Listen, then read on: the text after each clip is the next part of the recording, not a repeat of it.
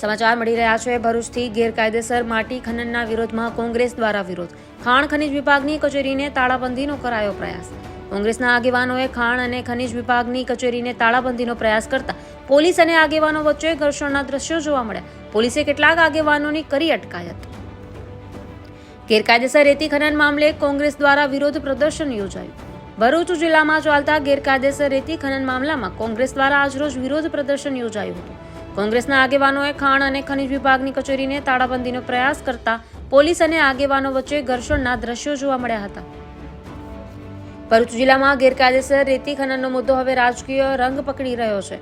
અગાઉ સાંસદ મનસુખ વસાવા અને ધારાસભ્ય ચૈતર વસાવાએ આ બાબતે અધિકારીઓનો ઉધડો લીધા બાદ આજરોજ ભરૂચ જિલ્લા કોંગ્રેસ સમિતિ દ્વારા વિરોધ પ્રદર્શન યોજાયું હતું. કોંગ્રેસના આગેવાનો અને કાર્યકરો મોટી સંખ્યામાં કલેક્ટર કચેરી ખાતે પહોંચ્યા હતા અને ભાજપ સરકાર વિરુદ્ધ ભારે સૂત્રોચ્ચાર કર્યા હતા. સાથે જ કોંગ્રેસના આગેવાનો અને કાર્યકરો દ્વારા ખાણ અને ખનીજ વિભાગની કચેરીને તાળાબંધીનો પ્રયાસ કરાયો હતો.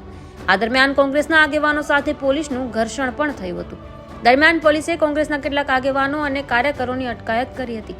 આ સાથે જ કોંગ્રેસ દ્વારા કલેક્ટરને આવેદનપત્ર પાઠવવામાં આવ્યું છે. આવેદનપત્રમાં જણાવ્યા અનુસાર ભરૂચ જિલ્લામાં નર્મદા નદીમાંથી ગેરકાયદેસર રેતી ખનન તથા ભૂમાફિયાઓ દ્વારા આદિવાસી લોકોને તથા સમાજના અન્ય પછાત વર્ગના લોકોને રાજકીય વર્ગ વાપરી ગેરકાયદેસર માટી ખોદાણ તથા આદિવાસી લોકોની જમીન ગેરકાયદેસર રીતે 73 પરમિશન આપી આદિવાસીઓને જમીન વિહોણા કરી દેવામાં આવે છે. આ સમગ્ર પ્રક્રિયામાં ભૂમાફિયા સાથે વહીવટીતંત્ર તેટલું જ જવાબદાર છે અને તેમની સામે પણ કડકમાં કડક પગલાં ભરવામાં આવે તેવી માંગ કરાય છે.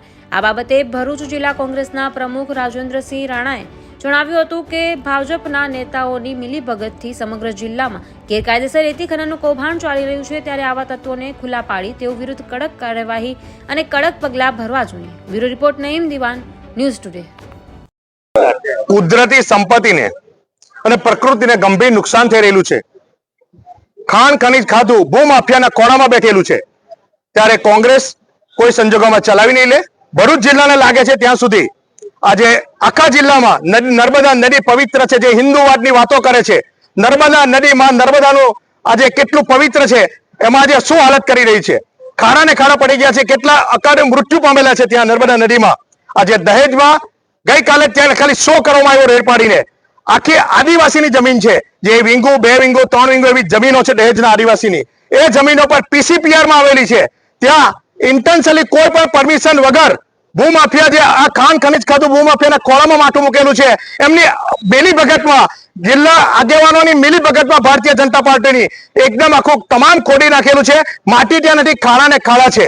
ત્યારે આ પરિસ્થિતિમાં કઈ રીતે ચલાવી લેવાય? આજે અમે આ માંગણી કરીએ છીએ કે કડકમાં કડક સજા થવી જોઈએ. આજે અમે આ તારું મારવાના છે, આ તારું ખાણ ખનીજ ખોટીને મારવાના છે.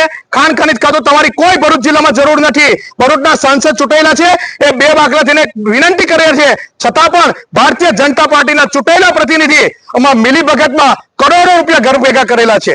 ત્યાં કુદરતી સંપત્તિ અને પ્રકૃતિને જે ભરૂચ જિલ્લામાં નુકસાન થઈ રહેલું છે, તે બાબતે અમે કલેક્ટરશ્રીને રજૂઆત કરી અને આ ભૂમાફિયા ઓફિસ બંધ કરી અને એને તાળું મારી દે છે. તમારી કોઈ જરૂર નથી. કોંગ્રેસ શહેર પાડશે અને કોંગ્રેસ ભરૂચ જિલ્લાની જમીનો બચાવશે. તમારી કોઈ જરૂર નથી. ત્યારે આજે ભરૂચ જિલ્લામાં અમને અંદર જતા પહેલા હમણાં જોયું અમે તો અસંખ્ય પોલીસની ગાડીઓ આવીને ઉભી છે. મારે પોલીસને SP ને ભરૂચમાં વિનંતી છે કે પટ્ટો મારે, પટ્ટો બેલ્ટ પહેરેલો ના હોય, કાળા ગ્લાસ હોય તો પેટ્ટી ઉતારવા પોલીસ ઉભી રહી જાય છે. શું કામ અમારી ધરપકડ કરો? જેની ગાડીઓ ઓવરલોડ ચાલે છે, જેની ગાડીઓ બેફામ ચાલી રહેલી છે, જેને કેટલા ડંખરમાં મૃત્યુ પામેલા છે, ત્યાં CCTV કેમેરા લગાવો. શું કામ કોંગ્રેસના આગેવાનો પાછળ પડે છે? શું કામ ભાજપની દલાલી કરો છે? ભરૂચ જિલ્લા કલેક્ટરને બી કહેવા માંગુ છું કે આ બધું બંધ કરો. તમારી રેમ નજરે શું ચાલી રહ્યું છે, કોઈ સંજોગોમાં કોંગ્રેસ ચલાવી નહીં લે.